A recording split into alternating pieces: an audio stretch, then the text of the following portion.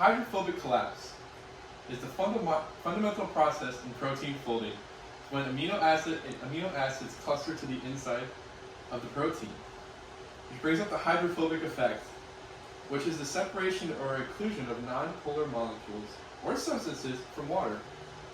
They need separation.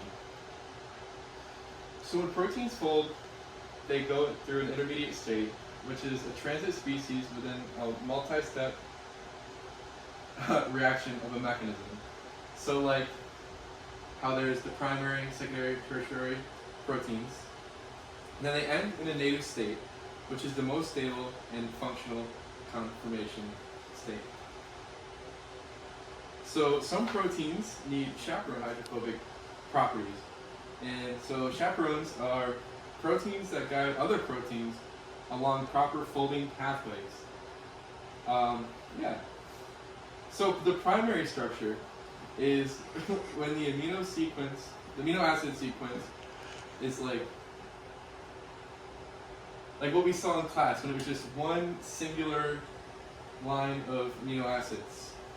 And then for the secondary structure, it starts coiling and folding into a 3D shape, and it's either a alpha helix or a beta helix structure. And then the tertiary structure is the big picture, the comprehensive 3D structure of a polypeptide chain of a protein. Then the quaternary structure, which not all proteins have, is a structure of is a protein macromolecule formed by interactions between polypeptide chains. So there's different forces that form bonds in protein folding. There's 3 weak bonds, the van der Waals forces, which is also known as weak London dispersion forces and dipole-dipole forces, so like sharing of electrons. Hydrogen bonds, which is interactions between 2 atoms already in a chemical bond.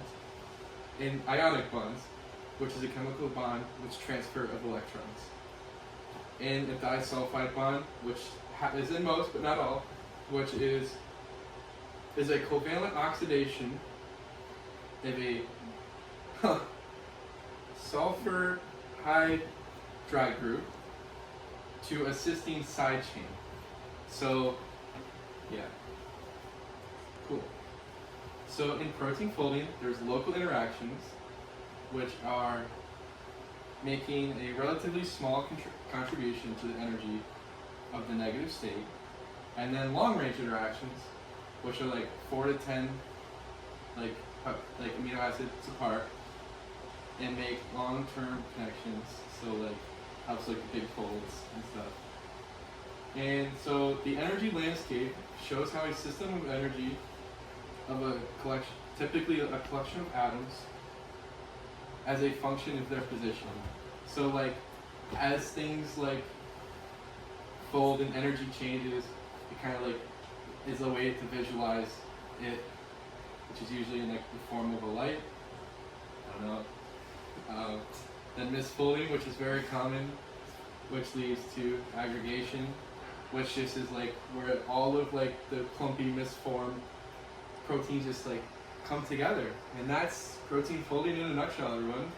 Thanks for coming.